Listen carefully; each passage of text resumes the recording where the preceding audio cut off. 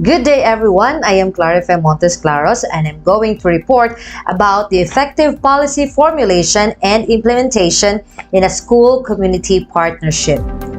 And to begin with, let us test first your knowledge. This is just a very simple activity. All you have to do is identify each statement if it is true or false. Now let us start.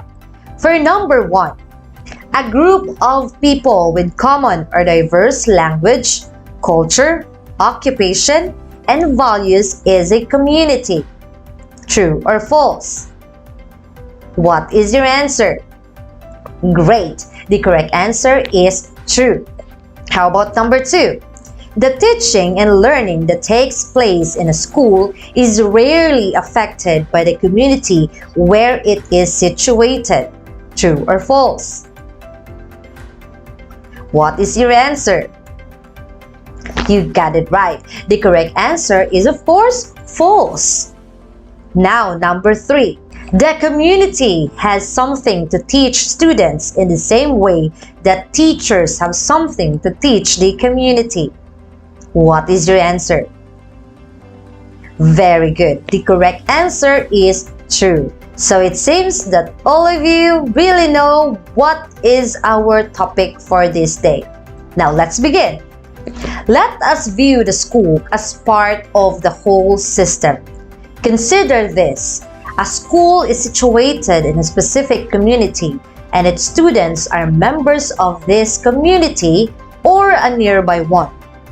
The teaching and learning that goes on in a school is affected by these communities. When we view a school, then we must see it as part of a community. Now, why does the school need to involve the community in policy formulation? What is school and community partnership? School and community partnership is a collaborative relationship and activity involving school staff, parents, and other family members of students at school. Effective partnerships are based on mutual trust and respect and shared responsibility for the education of the children and young people at the school. Why is school and community partnership important? Families are the first educators of their children, and they continue to influence their children's learning and development during the school years and long afterwards. Schools have an important responsibility in helping to nurture and teach future generations, and families trust schools to provide educational foundations for their children's future. At the same time, schools need to recognize the primary role of the family and the community in education. This is why it is important for families and schools to work together in partnership. Research demonstrates that effective schools have high levels of parental and community involvement. This involvement is strongly related to improved student learning, attendance, and behavior. Family involvement can have a major impact on student learning, regardless of social or cultural background of the family. Family involvement in schools is therefore central to high-quality education and is part of the core business of schools. What is policy formulation? There are times when a school formulates a policy to address a local problem. In fact, this is how it should be in school-community partnership. Ideally, a policy must be formulated by the school head by himself or herself. Then the school head must lead in the policy formulation process. The word lead implies that an effective policy formulation process must be participatory. This means that it is best that the rest of the school and community be involved. Two good heads are better than one. Besides, participation of school and community develops a sense of ownership of such formulated policy, which ensures a more effective implementation. This is the school empowerment in action. Aside from involving the school and the community in policy formulation, a school head must ensure wide dissemination and correct and clear understanding of the policy. Now, what is policy implementation? Enactment alone doesn't ensure that a policy will be successful.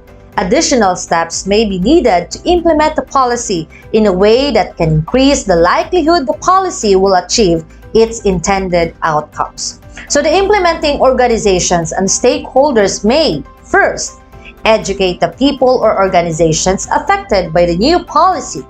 Second, change pre-existing administrative operations and systems or create new ones. And lastly, monitor and or enforce the policy as needed. In order to create the conditions that enable effective community and school partnerships to be developed and sustained, the following supporting structures need to be in place at both systematic and school levels. First, community and school action teams to plan, organize, implement, and evaluate partnerships. Second, school policies and procedures which explicitly state and clearly integrate the principles and practices of effective partnerships. Third, support networks to enable school communities to share ideas, issues, and best practice. And lastly, accountability to the community to report on successes and drive improvement in partnerships. While planning for implementation, how can you increase the likelihood of achieving the policy's intended outcomes? First, keep the desired outcomes in mind. So before implementation starts, everyone needs to be clear about the goals of the policy. Second, identify resources that can help you implement that policy. This can include necessary funding, staffing, and infrastructure. Third, define who is involved during the implementation.